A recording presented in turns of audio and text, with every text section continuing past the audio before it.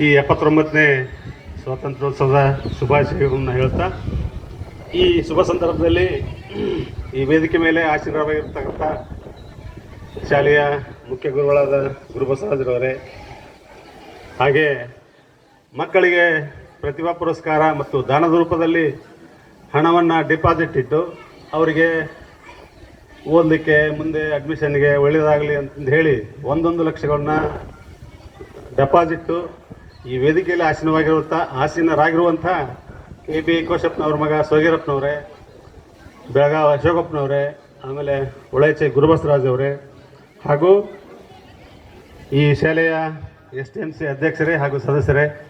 ಹಾಗೂ CBC college ಅಧ್ಯಕ್ಷರೇ ಹಾಗೂ ಸದಸ್ಯರೇ, ಹಾಗೆಯೇ ಈ ವೇದಿಕೆಯಲ್ಲಿ ಆಸೀನವಾಗಿರುವಂತಹ ನಿವೃತ್ತ ನೌಕರರ ಟ್ರಸ್ಟ್,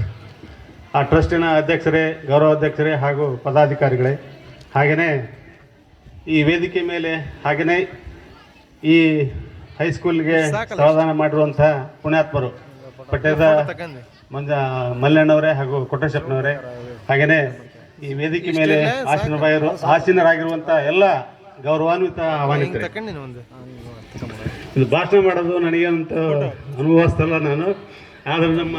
ಮಲ್ಲಿಕಾರ್ಜುನ್ ಸರ್ ಅವರ ಮಾತಿಗೆ ಬೆಲೆ ಕೊಟ್ಟು ಮಾತಾಡ್ಬೇಕಂತ ಹೇಳಿ ಅಂದಾಗ ನಾವು ನಿನ್ನೆ ಮೊನ್ನೆ